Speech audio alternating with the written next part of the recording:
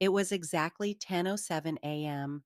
when my phone lit up with a message that instantly changed the course of my day. The words were short but carried an unbearable weight. "Don't wait for me tonight."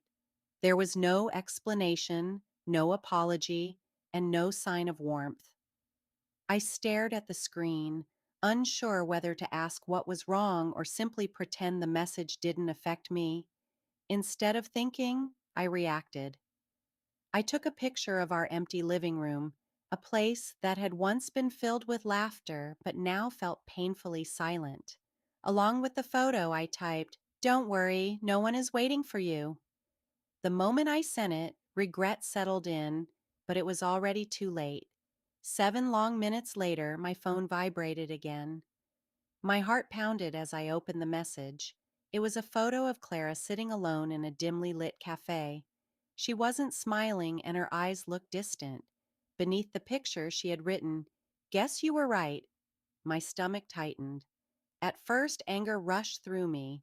I wondered who she was with and why she had chosen to spend the evening away from home, but that anger quickly faded into something much heavier. Clara had never been someone who played games. She always spoke honestly, even when the truth was painful. That photo didn't feel like an attack. It felt like a reflection of everything we had quietly become. My name is Ethan. I'm 37 years old, and Clara and I had been married for 10 years.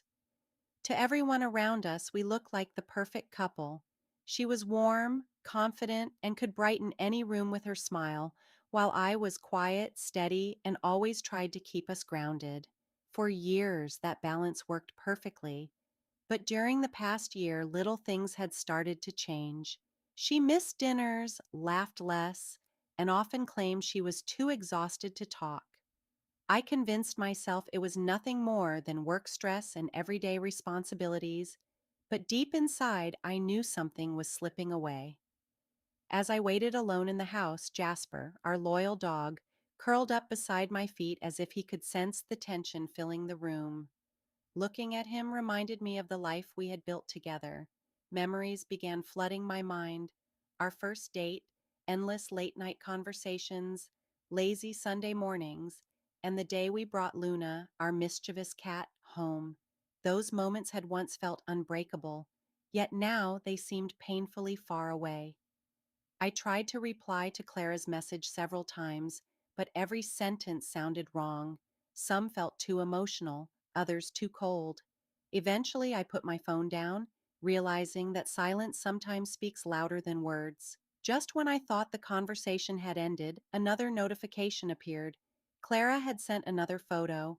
This time, she was sitting outside the cafe beneath a flickering streetlight. A cup of coffee rested untouched in front of her, and although she looked exhausted, there was honesty in her eyes that I hadn't seen in months. Her caption read, "I didn't expect your photo to affect me like that. It made me think."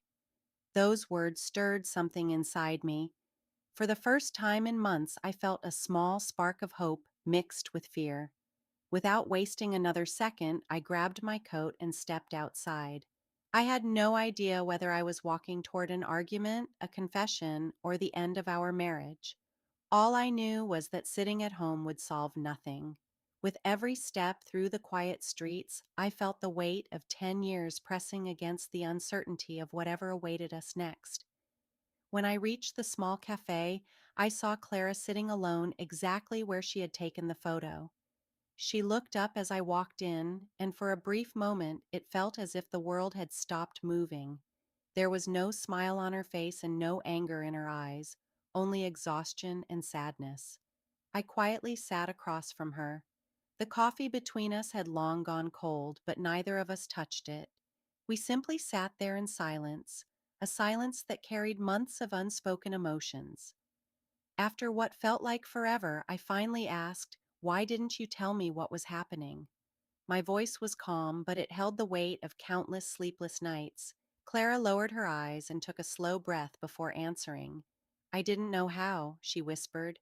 "I was scared. I wanted to ask what she was afraid of, but something stopped me. Instead, I gently asked, 'Scared of us?'" She nodded, tears filling her eyes. I was afraid that talking would only make everything worse. I kept thinking we had already drifted too far apart.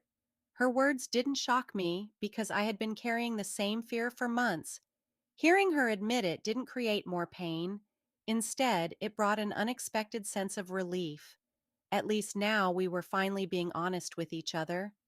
I looked at her and said quietly, I sent that picture because I wanted you to remember what we had built together. That empty room wasn't just a house without you. It was my way of showing how empty life had started to feel without us. Clara's expression softened as memories filled her eyes. She remembered our first apartment, the nights we laughed until sunrise, the quiet mornings wrapped in blankets, and all the little traditions that had once made our marriage feel effortless.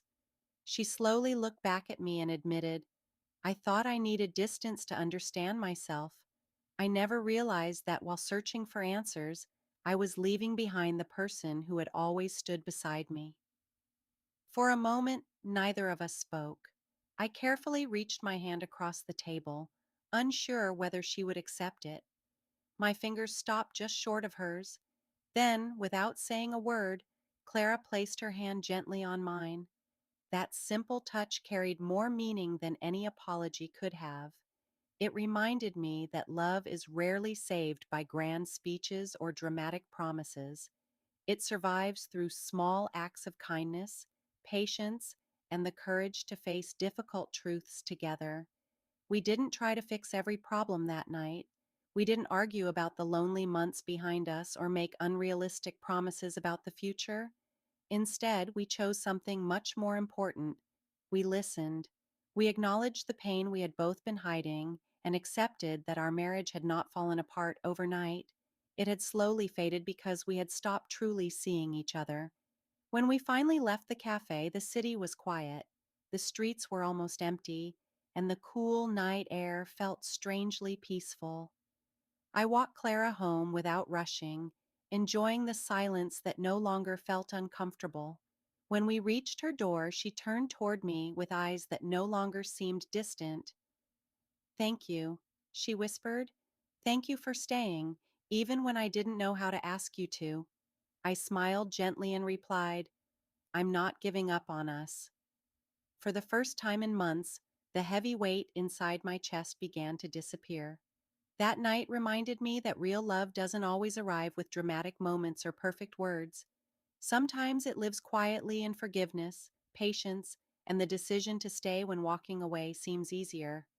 As I lay in bed later that night, hope slowly replaced the fear that had followed me for so long. I realized that relationships don't survive because life is perfect. They survive because two people choose to keep showing up for each other, even after losing their way. And in the end, I understood one simple truth. The smallest gestures often carry the greatest meaning, and sometimes a single honest conversation is enough to help two hearts find their way back home.